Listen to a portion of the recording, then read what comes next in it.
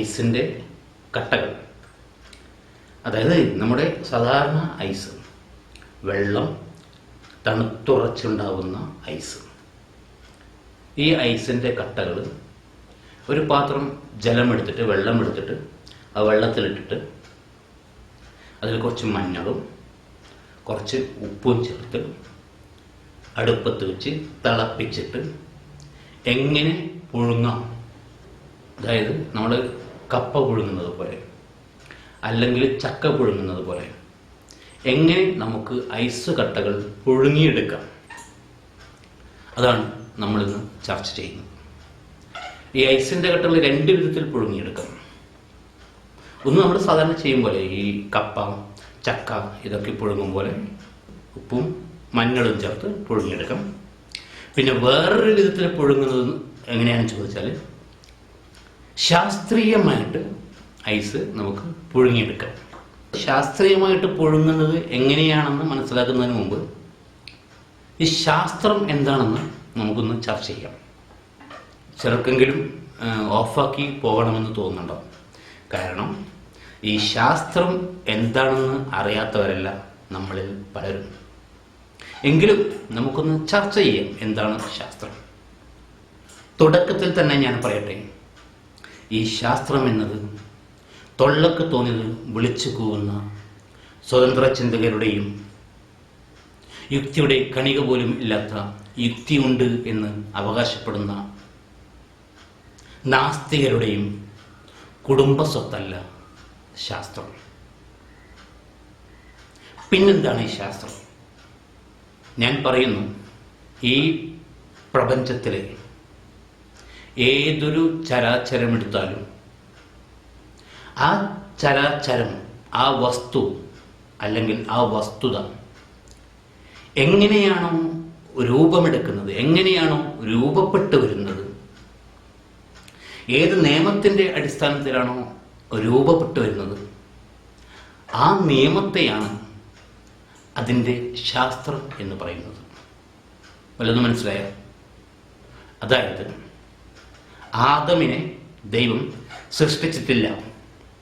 ദൈവം സൃഷ്ടിച്ചത് ആദമിൻ്റെ ശാസ്ത്രത്തെയാണ്. ആദമിൻ്റെ ശാസ്ത്രവും ആ ശാസ്ത്രവുമായി ബന്ധപ്പെട്ട അതിൻ്റെ ചുറ്റുവട്ടത്തുള്ള മറ്റ് ശാസ്ത്രങ്ങളും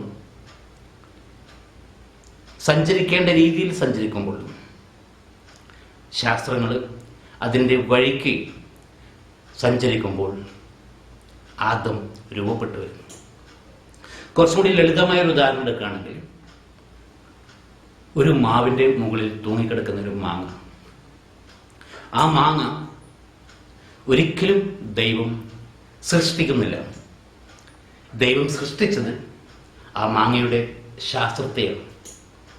ആ മാങ്ങയുടെ ശാസ്ത്രവും അതുമായി ബന്ധപ്പെട്ട അതിന് ചുറ്റുവട്ടത്തുമുള്ള മറ്റു പല ശാസ്ത്രങ്ങളും അത് സഞ്ചരിക്കേണ്ട വഴിയെ സഞ്ചരിക്കുമ്പോൾ, അല്ലെങ്കിൽ അത് പ്രവർത്തിക്കേണ്ട രീതിയിൽ പ്രവർത്തിക്കുമ്പോഴാണ് മാവ് പൂക്കുന്നത്.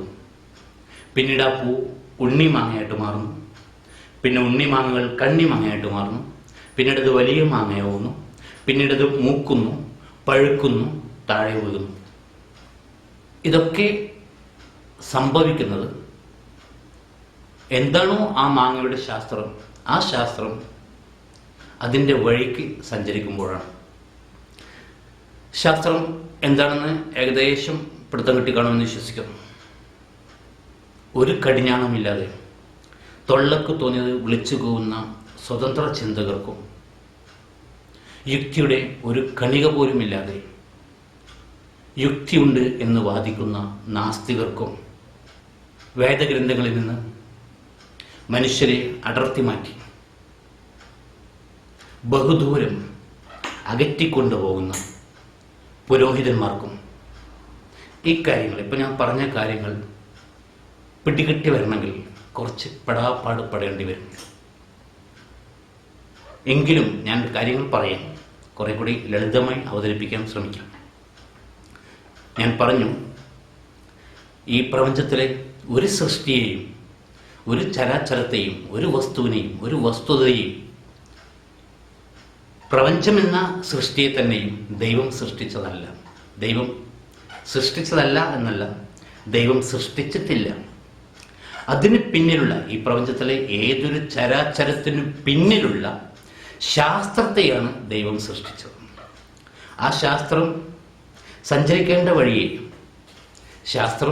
ശാസ്ത്രത്തിൻ്റെ വഴിയെ കൃത്യമായി സഞ്ചരിക്കുമ്പോഴാണ് ഓരോ വസ്തുവും, ഏതൊരു ചരാചരവും രൂപപ്പെട്ടു വരുന്നത്. ഇപ്പോൾ മനസ്സിലായി ശാസ്ത്രം എന്താണ്. ഇനി എന്താണ് ഈ ശാസ്ത്രീയത? നമ്മൾ തുടക്കത്തിൽ പറഞ്ഞത് ഐസ് കട്ടകൾ വെള്ളത്തിലിട്ട് ശാസ്ത്രീയമായിട്ട് പുഴുങ്ങുന്ന കാര്യത്തെക്കുറിച്ചാണ് തുടക്കത്തിൽ പറഞ്ഞത്. അപ്പോൾ ശാസ്ത്രീയത എന്നൊരു പദം നമുക്ക് വിശകലനം ചെയ്യേണ്ടതുണ്ട്. അതിനു മുമ്പ് നമുക്ക് എന്താണ് ഈ ശാസ്ത്രജ്ഞൻ, ശാസ്ത്രം എന്താണെന്ന് ഞാൻ പറഞ്ഞു കഴിഞ്ഞു. ഇനി ആരാണ് ഈ ശാസ്ത്രജ്ഞർ എന്ന് നമുക്കൊന്ന് പരിശോധിക്കാം. മനുഷ്യരിൽ മൂന്ന് വർഗമാണ് ഉന്നതന്മാർ എന്ന് പറയുന്നത്. ഉന്നത വർഗം, നമ്മളിപ്പോൾ അവരെക്കുറിച്ച് പറയുന്ന അടിസ്ഥാന വർഗം എന്നാണ്. ശരിക്കും അടിസ്ഥാന വർഗമല്ല, മനുഷ്യകുലത്തിൽ തന്നെയുള്ള അത്യുന്നത വർഗം 3 വർഗമാണ്. 1 കർഷകർ, 2 ഇടയന്മാർ, 3 മുക്കുവന്മാർ. ഈ 3 വർഗത്തെ ചൂഷണം ചെയ്ത് ജീവിക്കുന്നവരാണ് മറ്റെല്ലാവരും. അത് പ്രധാനമന്ത്രിയായാലും പ്രസിഡൻ്റായാലും ഡോക്ടറായാലും എൻജിനീയറായാലും ആരായാലും, ഇപ്പോൾ സംസാരിച്ചുകൊണ്ടിരിക്കുന്ന ഞാനായാലും, ഈ 3 അടിസ്ഥാന വർഗം എന്ന് പറയുന്ന 3 ഉന്നത വർഗത്തെ ചൂഷണം ചെയ്ത് ജീവിക്കുന്നവരാണ് മറ്റെല്ലാ വിഭാഗക്കാരും, മറ്റെല്ലാ വർഗങ്ങളും. കർഷകൻ സസ്യലോകത്തെ മാനേജ് ചെയ്യുന്നു. കർഷകൻ ഒരു വസ്തുവും, ഒരു കായയും, അല്ലെങ്കിൽ ഒരു ധാന്യവും, അല്ലെങ്കിൽ ഒരു പൂവും, അല്ലെങ്കിൽ ഒരു പയറും ഒന്നും കർഷകൻ സ്വന്തമായിട്ട് ഉൽപ്പാദിപ്പിക്കുന്നില്ല. അത് ഉൽപ്പാദിപ്പിക്കുന്നത് ഓരോ വസ്തുവിൻ്റെയും പിന്നിലുള്ള ശാസ്ത്രം അതിൻ്റെതായ വഴിക്ക് സഞ്ചരിക്കുമ്പോൾ അതൊക്കെ പ്രകൃതിയിൽ രൂപപ്പെട്ടു വരുന്നു. തേങ്ങ തെങ്ങിൽ രൂപപ്പെട്ടു വരുന്നു, മാങ്ങ മാവിൽ രൂപപ്പെട്ടു വരുന്നു, വെള്ളേരി വള്ളിയിൽ രൂപപ്പെട്ടു വരുന്നു, ചക്ക പിലാവിൽ രൂപപ്പെട്ടു വരുന്നു. ഇതൊക്കെ തൻ്റെ പരിധിയിൽ തനിക്കും തൻ്റെ കുടുംബത്തിനും തൻ്റെ നാട്ടുകാർക്കും ഒക്കെ സൗകര്യപ്രദമായി കളക്ട് ചെയ്യാനും സംഭരിക്കാനും ഉപയോഗിക്കാനും പറ്റുന്ന വിധത്തിൽ മാനേജ് ചെയ്യുന്നവനാണ്, സസ്യലോകത്തെ മാനേജ് ചെയ്യുന്നവനാണ് കർഷകൻ. കർഷകൻ സ്വന്തമായിട്ട് ഒന്നും ഉൽപ്പാദിപ്പിക്കുന്നില്ല, ഒരു മുട്ട് പോലും കർഷകൻ ഉൽപ്പാദിപ്പിക്കുന്നില്ല. ഇനി കർഷകൻ മാനേജ് ചെയ്യുന്നില്ല എന്ന് കരുതിയാൽ തന്നെ, കർഷകൻ ഒന്നും മാനേജ് ചെയ്യുന്നില്ല എന്ന് കരുതിയാൽ തന്നെ, ശാസ്ത്രത്തിൻ്റെ വഴിയെ സഞ്ചരിക്കുമ്പോൾ ഇതൊക്കെ മാങ്ങയായാലും ചക്കയായാലും തേങ്ങയായാലും അതൊക്കെ താനെ ഉൽപ്പാദിപ്പിക്കപ്പെടും. പക്ഷെ കർഷകൻ മാനേജ് ചെയ്താൽ അത് അവനും അവൻ്റെ കുടുംബത്തിനും അവൻ്റെ നാട്ടുകാർക്കും വളരെ സൗകര്യപ്രദമായി ഉപയോഗിക്കാവുന്ന വിധത്തിലേക്ക് മാറ്റിയെടുക്കാം. അടുത്തത് ഇടയന്മാർ, രണ്ടാമത്തെ ഉന്നത വർഗം ഇടയന്മാർ. ഇടയന്മാർ മനുഷ്യരുമായിട്ട് ഇണങ്ങുന്ന ജന്തുക്കളെ, മൃഗങ്ങളെ, പക്ഷികളെ മനുഷ്യന് വേണ്ട രീതിയിൽ മാനേജ് ചെയ്തെടുക്കുന്നു. ഒരു ആടിനെ പ്രസവിപ്പിക്കാനോ ആടിനെ ഏതെങ്കിലും വിധത്തിൽ പ്രത്യുൽപാദനം ചെയ്യിക്കാനോ ആടിൻ്റെ അകിടിൽ പാല് ചുരത്താനോ ഒന്നും ഇടയന് സാധിക്കില്ല. അതൊക്കെ പ്രകൃതിയിൽ താനെ സംഭവിക്കും. ഓരോ ശാസ്ത്രവും, ആടിൻ്റെ പിന്നിലെ ശാസ്ത്രവും അതുമായി ബന്ധപ്പെട്ട എല്ലാ ശാസ്ത്രങ്ങളും അതിൻ്റെ വഴിക്ക് സഞ്ചരിക്കുമ്പോൾ ആട് പ്രസവിക്കുന്നു, അകിടിൽ പാല് ചുരത്തുന്നു. കർഷകനത്, ഇടയനത് തൻ്റെയും തൻ്റെ കുടുംബത്തിൻ്റെയും തൻ്റെ നാട്ടുകാരുടെയും സൗകര്യപ്രദം ഉപയോഗിക്കാവുന്ന വിധത്തിൽ, അല്ലെങ്കിൽ അത് സുലഭമായി ലഭിക്കാവുന്ന വിധത്തിൽ മാനേജ് ചെയ്യുന്നു. ഇനി മൂന്നാമത്തെ ഉന്നത വർഗം എന്ന് പറയുന്നത് മുക്കുവന്മാരാണ്. ഈ മുക്കുവന്മാർ ഒരു ചെറു മത്സ്യത്തെ പോലും കടലിൽ ഉൽപ്പാദിപ്പിക്കുന്നില്ല. മുക്കുവന്മാർ ചെയ്യുന്നത് കടലിൽ ഓരോ മത്സ്യത്തിൻ്റെയും ശാസ്ത്രം അതിൻ്റെ വഴിക്ക് സഞ്ചരിക്കുമ്പോൾ രൂപപ്പെട്ടു വരുന്ന മത്സ്യത്തെയും മത്സ്യക്കൂട്ടത്തെയും വലയിൽ കോരിയെടുത്ത് തനിക്കും തൻ്റെ കുടുംബത്തിനും തൻ്റെ നാട്ടുകാർക്കും ഉപയോഗിക്കാവുന്ന വിധത്തിൽ മാനേജ് ചെയ്യുക മാത്രമാണ് ചെയ്യുന്നത്. കർഷകൻ ഒരു മുട്ട പോലും ഉൽപ്പാദിപ്പിക്കുന്നില്ല, ഇടയൻ ഒരു തുള്ളി പാല് പോലും ഉൽപ്പാദിപ്പിക്കുന്നില്ല, മുക്കുവൻ ഒരു ചെറു മീനിനെ പോലും ഉൽപ്പാദിപ്പിക്കുന്നില്ല. ഇവരൊക്കെ പ്രകൃതിയിലുള്ള ശാസ്ത്രങ്ങൾ അവൻ്റെ സൗകര്യത്തിനനുസരിച്ച് മാനേജ് ചെയ്ത് കൊണ്ടുവരുന്നു. ഈ 3 ഉന്നത വർഗം അല്ലെങ്കിൽ നമ്മൾ അടിസ്ഥാന വർഗം എന്ന് പറയുന്നവർ പ്രകൃതിയെ ചൂഷണം ചെയ്ത് ജീവിക്കുമ്പോൾ ആ 3 ഉന്നത വർഗത്തെ ചൂഷണം ചെയ്ത് ജീവിക്കുന്നവരാണ് മറ്റെല്ലാവരും, ഞാനടക്കമുള്ള സകലരും. അടിസ്ഥാനപരമായി ഈ 3 വർഗമാണ് ഉന്നതന്മാർ. ഈ 3-ൽ പെടുന്നവരെല്ലാം ശാസ്ത്രജ്ഞന്മാർ. കാരണം ഒരു കർഷകൻ മാങ്ങയുടെ ശാസ്ത്രത്തെക്കുറിച്ച് ചിന്തിക്കാറില്ല. ഒരു കർഷകൻ തേങ്ങയുടെ അല്ലെങ്കിൽ ചക്കയുടെ ശാസ്ത്രത്തെക്കുറിച്ച് ചിന്തിക്കാറില്ല. പ്രകൃതിയിൽ എങ്ങനെയാണോ അത് സംഭവിക്കുന്നത് അക്കാര്യം മാത്രമേ, പ്രത്യക്ഷമായ ചില സ്വഭാവങ്ങൾ മാത്രമേ കർഷകൻ അറിയുള്ളൂ.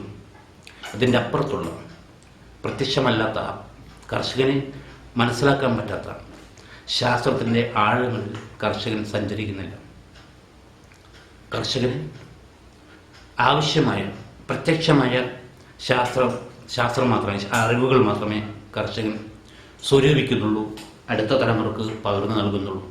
ഇതുപോലെ തന്നെയാണ് ഇടയന്മാരും, അതുപോലെ തന്നെയാണ് മുക്കുവന്മാരും. എന്നാൽ ഈ 3 വ്യക്തികളും ശാസ്ത്രജ്ഞന്മാരല്ല.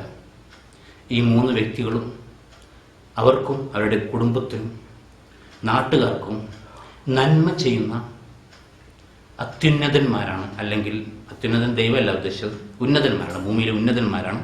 നമ്മൾ സാധാരണഗതിയിൽ പറയുന്നത് പോലെ അടിസ്ഥാന വർഗമാണ്. എങ്കിൽ ആരാണ് ഈ ശാസ്ത്രജ്ഞൻ? ഒരു ഗ്ലാസ് വെള്ളം, ഇതൊരു ഗ്ലാസ് വെള്ളമാണ്. കർഷകൻ ഒരു ഗ്ലാസ് വെള്ളം കുടിക്കും. അവനാവശ്യമുണ്ടെങ്കിൽ കൂടുതൽ വെള്ളം ഒരു മൺകുടത്തിലാക്കിയിട്ടോ അല്ലെങ്കിൽ ഒരു കുപ്പിയിലാക്കിയിട്ടോ കൃഷി സ്ഥലത്തേക്ക് കൊണ്ടുപോകും. ഇടയനും അങ്ങനെ തന്നെ. ഇടയന് ആവശ്യമായ വെള്ളം അവൻ കുടിക്കും, ആവശ്യമുള്ളത് അവൻ കൊണ്ടുപോകും, അവൻ്റെ കാലികൾക്ക് നൽകും. മത്സ്യങ്ങൾക്ക് വെള്ളം ആവശ്യമില്ല, അവർ വെള്ളത്തിൽ തന്നെയാണുള്ളത്. പക്ഷെ മുക്കുവിന് വെള്ളം ആവശ്യമുണ്ട്, അതുകൊണ്ട് വെള്ളം അവൻ കുടിക്കും, വെള്ളം കൊണ്ടുപോകും. പക്ഷെ ഒരു ശാസ്ത്രജ്ഞൻ, ഒരു വിദ്വാൻ, അവൻ കൃഷി ചെയ്യാൻ പോകുന്നില്ല, കന്നുകാലി വളർത്താൻ പോകുന്നില്ല, മത്സ്യബന്ധനത്തിന് പോകുന്നില്ല. അവൻ ഗ്ലാസ്സിലെ ഈ വെള്ളത്തിലേക്ക് സൂക്ഷിച്ചു നോക്കുന്നു.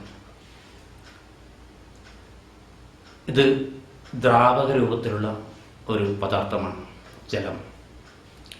കുറച്ചു നേരത്തെ ഇത് ബക്കറ്റിലായിരുന്നപ്പോൾ ഈ വെള്ളത്തിന് ബക്കറ്റിൻ്റെ ആകൃതിയായിരുന്നു. ഇപ്പോൾ ഈ വെള്ളത്തിന് ഈ വെള്ളം ഗ്ലാസ്സിലിരിക്കുമ്പോൾ ഈ വെള്ളത്തിന് ഗ്ലാസിൻ്റെ ആകൃതിയാണ്. ഇനി ഈ വെള്ളം ഞാൻ നിലത്ത് മറിച്ചാൽ ജലം നിലത്ത് വ്യാപിക്കുന്നു. അപ്പോൾ ആ പ്രതലത്തിൻ്റെ ആകൃതിയിലേക്ക് വെള്ളം മാറുന്നു. അപ്പോൾ ഈ ദ്രാവകത്തിന്, ജലം ഒരു ദ്രാവകമായതിനാൽ ഇതിന് സ്വന്തമായിട്ട് ഒരു ആകൃതിയില്ല. ഏത് അകത്താണോ ഇത് നിലകൊള്ളുന്നത് ആ ആകൃതിയാണ് ഇത് ആ സമയത്ത് കൈവരിക്കുന്നത്. ഇത് പ്രത്യക്ഷമായാണ്. ഈ ജലത്തിൻ്റെ ഒരു ശാസ്ത്രം നമ്മൾ മനസ്സിലാക്കി കഴിഞ്ഞു, പ്രത്യക്ഷമായ ശാസ്ത്രം. ഇവിടെ ആ ശാസ്ത്രം, ജലത്തിൻ്റെ ശാസ്ത്രം അവിടെ അവസാനിക്കുന്നില്ല. ഇനിയുമുണ്ട് ജലത്തിന് ഒരുപാട് ശാസ്ത്രങ്ങൾ. ഇനിയും നമുക്ക് ആഴങ്ങളിൽ അങ്ങനെ ഇറങ്ങിച്ചെല്ലാം. മനുഷ്യന് എത്രത്തോളം സാധിക്കുന്നുവോ അത്രത്തോളം ഇറങ്ങിച്ചെല്ലാം. എന്നാലും മനുഷ്യൻ അങ്ങേ അറ്റം വരെ ഇറങ്ങിച്ചെന്നാലും പിന്നെയും ശാസ്ത്രം ബാക്കി നിൽക്കുന്നു, അവസാനിക്കുന്നില്ല. മനുഷ്യനൊരു പരിധിവരെ മാത്രമേ ഇതിൻ്റെ ഈ വെള്ളത്തിൻ്റെ ശാസ്ത്രവുമായിട്ട് മുന്നോട്ട് പോകാൻ കഴിയുള്ളൂ. ഒരു പരിധിവരെ, അതിനപ്പുറത്ത് മനുഷ്യന് പോകാൻ കഴിയില്ല. ഇവിടെ നമ്മൾ ജലത്തിൻ്റെ ആകൃതിയെക്കുറിച്ച് പറഞ്ഞു. ഏത് വസ്തുവിലാണോ ഇത് നിലകൊള്ളുന്നത് അതിൻ്റെ ആകൃതിയായിരിക്കും ജലം തൽക്കാലം കൈവരിക്കുന്നത്. ഇതൊരു ദ്രാവകമാണ്.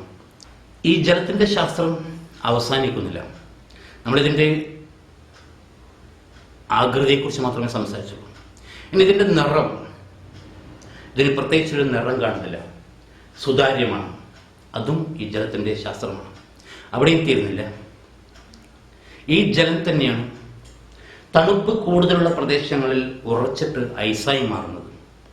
അതും ജലത്തെ സംബന്ധിച്ചുള്ള ശാസ്ത്രം തന്നെയാണ്. ഇനി ഈ ജലം തിളപ്പിച്ചു കഴിഞ്ഞാൽ പിന്നീട് അത് നീരാവിയായിട്ട് മാറുന്നു. അതും ഈ ജലത്തെക്കുറിച്ചുള്ള ശാസ്ത്രം, ജലത്തിൻ്റെ ശാസ്ത്രം തന്നെയാണ്. അപ്പോൾ ഈ ജലം തണുത്തുറക്കുമ്പോൾ അത് കരവസ്തുവിലേക്കും പദാർത്ഥമായിട്ട് മാറുന്നു. ഇത് തിളപ്പിക്കുമ്പോൾ അത് വാതകമായിട്ട് മാറുന്നു, വാതക രൂപത്തിലേക്ക് മാറുന്നു. അവിടെയും ജലത്തിൻ്റെ ശാസ്ത്രം അവസാനിക്കുന്നില്ല. ജലത്തിൻ്റെ ശാസ്ത്രം പിന്നെയും തുടർന്നു പോകുന്നു. ശാസ്ത്രം ഒരിക്കലും അവസാനിക്കുന്നില്ല. ശാസ്ത്രം ഒരുപാട് ആഴങ്ങളിലേക്ക് നമുക്ക് ഇറങ്ങിച്ചെല്ലാം. ജലത്തിലെ തന്മാത്രകളിലെ ആറ്റങ്ങൾ വിഘടിപ്പിക്കാം, എന്നിട്ടത് ഓക്സിജനും ഹൈഡ്രജനും ഓക്സിജനുമാക്കി മാറ്റാം. അവിടെയും ജലത്തിൻ്റെ ശാസ്ത്രം അവസാനിക്കുന്നില്ല. ആറ്റങ്ങൾ നമ്മൾക്ക് വീണ്ടും വിഘടിപ്പിക്കാം, ആറ്റങ്ങൾ വിഘടിപ്പിച്ച് ഊർജമുണ്ടാക്കാം. അങ്ങനെ ശാസ്ത്രം തുടരുന്നു. ഈ ജലത്തിൻ്റെ ശാസ്ത്രം ഒരിക്കലും അവസാനിക്കുന്നില്ല.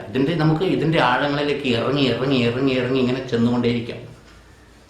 ഇങ്ങനെ പ്രപഞ്ചത്തിലുള്ള ഏതൊരു സൃഷ്ടിയുടെയും ശാസ്ത്രത്തിൻ്റെ പിന്നാലെ പോകുന്നവരെയാണ് ശാസ്ത്രജ്ഞർ എന്ന് പറയുന്നത്. ശാസ്ത്രജ്ഞർ പുതുതായി ഒന്നും കണ്ടുപിടിക്കുന്നില്ല. ശാസ്ത്രജ്ഞർ പുതുതായിട്ട് ഒന്നും സൃഷ്ടിക്കുന്നില്ല. ഒരു ആറ്റം പോലും സൃഷ്ടിക്കാൻ ശാസ്ത്രജ്ഞർക്ക് സാധ്യമല്ല. ഒരാറ്റം നശിപ്പിക്കാനും രൂപമാറ്റം വരുത്താൻ മാത്രമേ ശാസ്ത്രജ്ഞർക്ക് സാധിക്കുകയുള്ളൂ. ശാസ്ത്രജ്ഞർ മനസ്സിലാക്കുന്ന അറിവ് വെച്ചിട്ട് ഒരു പദാർത്ഥത്തിൻ്റെ, ഒരു വസ്തുവിൻ്റെ രൂപം മാറ്റാൻ മാത്രമേ ശാസ്ത്രജ്ഞന്മാർക്ക് സാധിക്കുകയുള്ളൂ. ഒരു ആറ്റം പോലും പുതുതായി സൃഷ്ടിക്കാനോ ഒരാറ്റം നശിപ്പിക്കാനോ ശാസ്ത്രജ്ഞന്മാർക്ക് സാധിക്കുകയില്ല. അപ്പോൾ ശാസ്ത്രജ്ഞന്മാർ എന്ന് പറഞ്ഞാൽ ഏതൊരു സൃഷ്ടിയുടെയും പിന്നിലുള്ള ശാസ്ത്രത്തിൻ്റെ പിന്നാലെ ഓടുന്നവരെയാണ് നമ്മൾ ശാസ്ത്രജ്ഞർ എന്ന് വിളിക്കുന്നത്. ഏതൊരു സൃഷ്ടിയുടെയും പിന്നിലെ ശാസ്ത്രത്തിൻ്റെ പിന്നാലെ ഓടുന്ന വിദ്വാൻമാരെയാണ്, അല്ലെങ്കിൽ ചിന്തകന്മാരെയാണ് നമ്മൾ ശാസ്ത്രജ്ഞർ എന്ന് വിളിക്കുന്നത്. ശാസ്ത്രം എന്താണെന്ന് ശാസ്ത്രജ്ഞർക്കറിയാം. അതുകൊണ്ട് തന്നെ അവർ ഒരിക്കലും ശാസ്ത്രമാണ് ആത്യന്തികം അല്ലെങ്കിൽ അത്യുന്നതം എന്ന് വിശ്വസിക്കുന്നില്ല. എന്നാൽ ശാസ്ത്രം എന്താണ് എന്നറിയാത്ത, ശാസ്ത്രം എന്താണെന്ന് ഒരു പിടുത്തവും ഇല്ലാത്ത, ഒരു കടിഞ്ഞാണമില്ലാതെ തൊള്ളക്ക് തോന്നിയത് വിളിച്ചു പോകുന്ന സ്വതന്ത്ര ചിന്തകരും യുക്തിയുടെ ഒരു കണിക പോലും ഇല്ലാതെ യുക്തിയുണ്ടെന്ന് അവകാശപ്പെടുന്ന നാസ്തികരുമാണ് ശാസ്ത്രജ്ഞർക്ക് അത്യുന്നത സ്ഥാനം കൊടുക്കുന്നത്. എന്ന് മാത്രമല്ല, ഈ ശാസ്ത്രജ്ഞരുടെ എന്തോ ഒരു സംഭവമാണ്, ശാസ്ത്രജ്ഞരുടെ ഒരു ഫാക്ടറിയാണ്, അല്ലെങ്കിൽ ശാസ്ത്രജ്ഞരുടെ കഴിവാണ്, അല്ലെങ്കിൽ ശാസ്ത്രജ്ഞരുടെ റിസൾട്ടാണ് ശാസ്ത്രമെന്ന് ഈ പൊട്ടന്മാർ വിശ്വസിക്കുന്നു. ഏത് പൊട്ടന്മാർ? ഈ സ്വതന്ത്ര ചിന്തകരെന്ന പൊട്ടന്മാർ. കഴുതകൾ എന്നാണ് അവരെ വിളിക്കേണ്ടത്.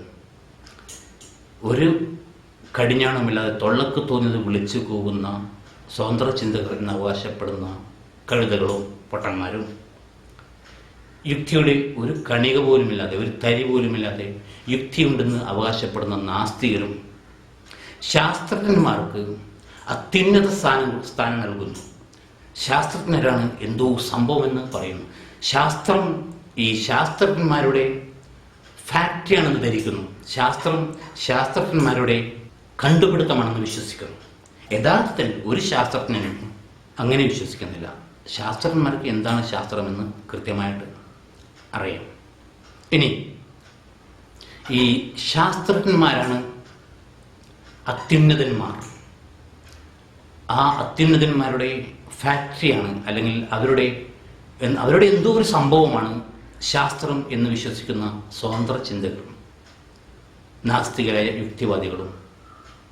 മനുഷ്യരെ വേദഗ്രന്ഥങ്ങളിൽ നിന്ന് അടർത്തി മാറ്റിയെടുത്ത് ബഹുദൂരം അകത്തിക്കൊണ്ടുപോകുന്ന പുരോഹിതന്മാരെ കാണുമ്പോൾ, മതപുരോഹിതന്മാർ, അത് ഏതെങ്കിലും ഒരു പ്രത്യേക മതം അല്ല ഉദ്ദേശിക്കുന്നത്, ഏത് മതമായാലും, ഹിന്ദു മതമായാലും യഹൂദ മതമായാലും ക്രിസ്തു മതമായാലും ഇസ്ലാം മതമായാലും എല്ലാ മതത്തിലും പുരോഹിതന്മാരുണ്ട്.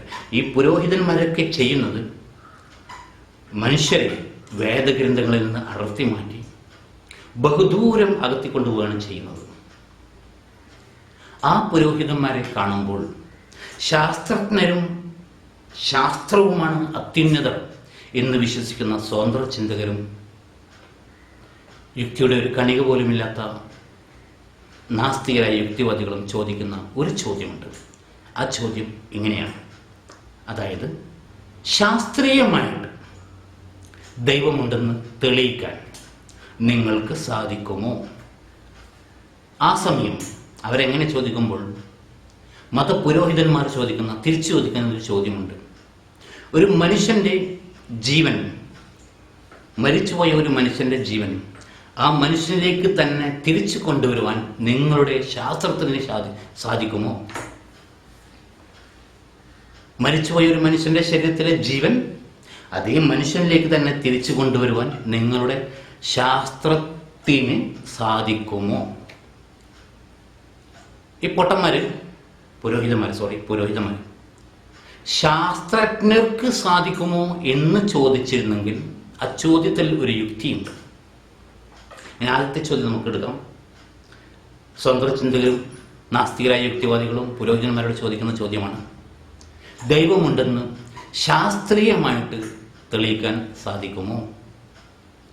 ഈ ശാസ്ത്രത്തെ സൃഷ്ടിച്ചവനാണ് ദൈവം. ഞാൻ തുടക്കത്തിൽ പറഞ്ഞു, ആദമിനെ ദൈവം സൃഷ്ടിച്ചിട്ടില്ല. ദൈവം സൃഷ്ടിച്ചത് ആദമിൻ്റെ ശാസ്ത്രത്തെയാണ്.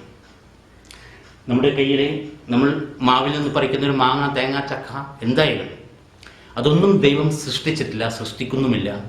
ദൈവം സൃഷ്ടിച്ചത് അതിൻ്റെയൊക്കെ ശാസ്ത്രമാണ്. ആ ശാസ്ത്രം അതിൻ്റെ വഴിക്ക് സഞ്ചരിക്കുമ്പോഴാണ് ഈ പ്രപഞ്ചത്തിലെ ഏതൊരു ചരാചരവും രൂപപ്പെട്ടു വരുന്നത്. അപ്പോൾ ദൈവത്തിൻ്റെ സൃഷ്ടിയാണ് ശാസ്ത്രം. ദൈവത്തിന് പിന്നിൽ ഒരു ശാസ്ത്രമില്ല. ദൈവത്തിൻ്റെ സൃഷ്ടികൾക്ക് മാത്രമേ ശാസ്ത്രമുള്ളൂ. കാരണം ഏതൊരു സൃഷ്ടിയും, പ്രപഞ്ചത്തിലെ ഏതൊരു ചരാചരവും രൂപപ്പെട്ടു വരുന്നത് ദൈവം ആ വസ്തുവിന് വേണ്ടി സൃഷ്ടിച്ച ശാസ്ത്രം അതിൻ്റേതായ വഴിക്ക് സഞ്ചരിക്കേണ്ട വഴിക്ക് സഞ്ചരിക്കുമ്പോഴാണ് ഏതൊരു വസ്തുവും രൂപപ്പെട്ടു വരുന്നത്. ദൈവം സൃഷ്ടിച്ചത് ഓരോന്നിൻ്റെയും ശാസ്ത്രത്തെയാണ്. ശാസ്ത്രത്തെ സൃഷ്ടിച്ചത് ദൈവമാണ്. ദൈവത്തിന് ശാസ്ത്രമില്ല. ദൈവം ഒരു സൃഷ്ടി അല്ലാത്തതുകൊണ്ട് ദൈവത്തിന് ശാസ്ത്രമില്ല. സ്വതന്ത്ര ചിന്തകരും നാസ്തികരായ യുക്തിവാദികളും പുരോഹിതന്മാരോട് ചോദിക്കുന്ന ഈ ചോദ്യം, അതായത് ശാസ്ത്രീയമായിട്ട് ദൈവം ഉണ്ടെന്ന് തെളിയിക്കാൻ നിങ്ങൾക്ക് സാധിക്കുമോ എന്ന് ചോദിക്കുന്ന ചോദ്യം ഏതാണ്ട് എന്നല്ല, ആ ചോദ്യം യഥാർത്ഥത്തിൽ ഇങ്ങനെയാണ്. എങ്ങനെയെന്ന് വെച്ചാൽ, ഐസ് കട്ടകൾ നിങ്ങൾക്ക് ഒരു പാത്രം വെള്ളമെടുത്ത് അതിലിട്ടിട്ട് നന്നായിട്ട് പുഴുങ്ങിയെടുക്കാൻ സാധിക്കുമോ എന്ന് ചോദിക്കുന്നതിന് തുല്യമാണ്. ഇവിടെ ഈ പുരോഹിതന്മാർക്ക് അല്പം യുക്തിയുണ്ടെങ്കിൽ അവർ പറയേണ്ട മറുപടി, പൊട്ട, ഐസ് കട്ട വെള്ളത്തിലിട്ട് തിളപ്പിക്കുന്നതിനേക്കാൾ എത്രയോ എളുപ്പമാണ് വെള്ളത്തിലിട്ട് തിളപ്പിക്കുന്നത്. ഐസ് കട്ടകൾ എടുത്തിട്ട് വെള്ളത്തിലിട്ടിട്ട് തിളപ്പിക്കുമ്പോൾ ആ ഐസിന് തണുപ്പുണ്ടാവും. ആ തണുപ്പ് ആറിയിട്ട് വരാൻ കുറച്ച് സമയമെടുക്കും. അതിനേക്കാൾ എത്രയോ എളുപ്പമാണ് വെള്ളത്തിലിട്ടിട്ട് പുഴുങ്ങുന്നത് എന്ന മറുപടി പുരോഹിതന്മാർക്ക് യുക്തിയുണ്ടെങ്കിൽ, അവർ യുക്തിയിൽ വിശ്വസിക്കുന്നവരാണെങ്കിൽ ആ മറുപടി ഇവർക്ക് കൊടുക്കാം. സ്വതന്ത്ര ചിന്തകർക്കും നാസ്തികരായ യുക്തിവാദികൾക്കും. ഐസ് വെള്ളത്തിലിട്ട് പുഴുങ്ങിയെടുക്കാൻ ശ്രമിച്ചാൽ എന്താണോ സംഭവിക്കുക അതേപോലെ തന്നെയാണ് ദൈവമുണ്ടെന്ന് ശാസ്ത്രീയമായിട്ട് ഒരിക്കലും പുരോഹിതന്മാർക്ക് തെളിയിക്കാൻ സാധിക്കില്ല. കാരണം ശാസ്ത്രം എന്നത് സൃഷ്ടിച്ചത് ദൈവമാണ്, മറ്റാരുമല്ല. ദൈവത്തിനാകട്ടെ ഒരു ശാസ്ത്രവും ഇല്ല. ഇനി പുരോഹിതന്മാരുടെ ആ മറുചോദ്യം, നിങ്ങളുടെ ശാസ്ത്രത്തിന് മരിച്ചുപോയ ഒരു വ്യക്തിയുടെ ജീവൻ അതേ ശരീരത്തിലേക്ക് തിരിച്ചെത്തിക്കാൻ സാധിക്കുമോ എന്ന ചോദ്യം ഏതാണ്ട് നീ ആരാണെന്ന് നിനക്കറിയില്ലെങ്കിൽ നീ ആരാണെന്ന് നീ എന്നോട് ചോദിക്കൂ, ഞാൻ പറഞ്ഞു തരാം നീ ആരാണെന്ന് എന്ന മറുപടി പോലെയാണ്. കാരണം ഈ ജീവൻ എന്ന് പറയുന്നത് പരമാത്മാവാണ്. രണ്ട്, ജീവൻ പരമാത്മാവാണ്. അതുകൂടാതെ ജീവാത്മാവ് എന്ന് പറഞ്ഞിട്ട് വേറൊരു ശക്തി കൂടിയുണ്ട്. പരമാത്മാവും ജീവാത്മാവും അഥവാ റൂഹും റൂഹാനിയും ചേരുന്നതാണ് മനുഷ്യൻ. ഇവിടെ പരമാത്മാവ് എന്താണെന്ന് അറിയുമെങ്കിൽ, അല്ലെങ്കിൽ ജീവൻ എന്ന് പറയുന്ന ആ ശക്തി എന്താണെന്ന് പുരോഹിതൻ മനസ്സിലാക്കിയിട്ടുണ്ടെങ്കിൽ ഒരിക്കലും പുരോഹിതൻ അങ്ങനെയുള്ളൊരു ചോദ്യം ചോദിക്കില്ല. എങ്ങനെയുള്ള ചോദ്യം? മരിച്ചുപോയ ഒരു വ്യക്തിയിലെ ജീവനെ അതേ വ്യക്തിയിലേക്ക് തിരിച്ചു കൊണ്ടുവരുവാൻ നിങ്ങളുടെ ശാസ്ത്രത്തിന് സാധിക്കുമോ എന്ന ചോദ്യം ഒരു പുരോഹിതൻ അറിവുള്ളവനാണെങ്കിൽ, ചിന്തകനാണെങ്കിൽ, അദ്ദേഹത്തിന് കാര്യങ്ങൾ അറിയാമെങ്കിൽ അദ്ദേഹം ചോദിക്കില്ല. കാരണം ഈ പറയുന്ന ജീവൻ എന്ന് പറയുന്നത് പരമാത്മാവാണ്. പരമാത്മാവിൻ്റെ കൂടെ മറ്റൊന്നു കൂടിയുണ്ട്, അതാണ് ജീവാത്മാവ്. എന്താണ് പരമാത്മാവ്, എന്താണ് ജീവാത്മാവ് എന്ന് നമുക്ക് അടുത്ത എപ്പിസോഡിൽ ചർച്ച ചെയ്യാം. ഇതുവരെ ഞാൻ പറഞ്ഞുകൊണ്ടിരുന്നത് ശാസ്ത്രം എന്നത് ശാസ്ത്രജ്ഞന്മാരുടെ ഫാക്ടറി അല്ല. ശാസ്ത്രം എന്നത് സ്വതന്ത്ര ചിന്തകരുടെയോ നാസ്തികരായ യുക്തിവാദികളുടെയോ തറവാട്ട് സ്വത്തല്ല. ശാസ്ത്രം എന്നാൽ ഏതൊരു സൃഷ്ടിയും എങ്ങനെയാണോ രൂപമെടുക്കുന്നത് ആ നിയമമാണ് ശാസ്ത്രം. ദൈവം സൃഷ്ടിച്ചത് ശാസ്ത്രത്തെയാണ്. ഒരു വസ്തുവിനെയും ദൈവം സൃഷ്ടിക്കുന്നില്ല, അതിൻ്റെ ശാസ്ത്രത്തെയും മാത്രമാണ് ദൈവം സൃഷ്ടിക്കുന്നത്. ആ ശാസ്ത്രം അതിൻ്റെ വഴിക്ക് സഞ്ചരിക്കുമ്പോഴാണ് ഓരോ വസ്തുവും രൂപപ്പെട്ടു വരുന്നത്. തൊള്ളക്ക് തോന്നിയത് വിളിച്ചു പോകുന്ന സ്വതന്ത്ര ചിന്തകരും യുക്തിയുടെ ഒരു കണിക പോലും ഇല്ലാതെ യുക്തിയുണ്ടെന്ന് അവകാശപ്പെടുന്ന വാദിക്കുന്ന നാസ്തികരായ യുക്തിവാദികളും പറയുന്നത് പോലെ ദൈവം ഒരിക്കലും ശാസ്ത്ര വിരുദ്ധനല്ല. കാരണം ഈ ശാസ്ത്രത്തിൻ്റെ സൃഷ്ടാവാണ് ദൈവം. ഇനി പുരോഹിതന്മാർ പറയുന്നത് പോലെ ശാസ്ത്രം ഒരിക്കലും ദൈവവിരുദ്ധമല്ല. ദൈവത്തിൻ്റെ സൃഷ്ടികളിൽ അത്യുന്നതരായ സൃഷ്ടിയാണ് ശാസ്ത്രം. മറ്റെല്ലാ സൃഷ്ടികളും തോന്നിയതുപോലെ സഞ്ചരിക്കുമ്പോൾ ശാസ്ത്രം ഒരിക്കലും തോന്നിയതുപോലെ സഞ്ചരിക്കുന്നില്ല. ശാസ്ത്രം സഞ്ചരിക്കുന്നത് അതിന് നിശ്ചയിച്ച അതിൻ്റെ ആ വഴിയിലൂടെയാണ് സഞ്ചരിക്കുന്നത്. ദൈവത്തെ ഏറ്റവും നന്നായി അനുസരിക്കുന്ന ദൈവത്തിൻ്റെ അത്യുത്തമ സൃഷ്ടികളാണ് ശരിക്ക് ശാസ്ത്രം. കാര്യങ്ങൾ ഏകദേശം പിടുത്തം കിട്ടിയിരിക്കുമെന്ന് വിശ്വസിക്കുന്നു. ഇനി നിങ്ങൾക്ക് ഇതിനെക്കുറിച്ചുള്ള കൂടുതൽ ചോദ്യങ്ങൾ കമൻ്റ് രൂപത്തിൽ ചോദിക്കാം. നമ്മൾ പറഞ്ഞു വെച്ച ഒരു കാര്യമുണ്ട്, അതായത് ജീവാത്മാവും പരമാത്മാവും, അറബിയിൽ പറഞ്ഞാൽ റൂഹ് റൂഹാനി. ഇത് നമുക്ക് മനസ്സിലാക്കിയെടുക്കാം അടുത്ത എപ്പിസോഡിൽ അല്ലെങ്കിൽ മറ്റൊരു എപ്പിസോഡിൽ.